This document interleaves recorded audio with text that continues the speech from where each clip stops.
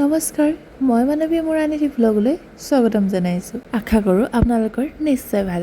আৰু মই এতিয়া আছোঁ কলেজত আৰু আজি আমাৰ আছে প্ৰেজেণ্টেশ্যন হৈ থকাৰ মাজতে মনে মনে ভিডিঅ' ক্লিপ কেইটামান লৈ থৈছোঁ। আৰু আগফালে টিচাৰো বহি আছে কিন্তু দেই। আৰু এইফালে পৰি আৰু এই হৈছে নিশাৰাণী। আমি গোটেই তিনিজনীৰ লগতে বহিছোঁ আৰু মনে মনে ভিডিঅ' কৰি আছোঁ। টিচাৰে যে গম পালে এনেকুৱা দিব নহয়।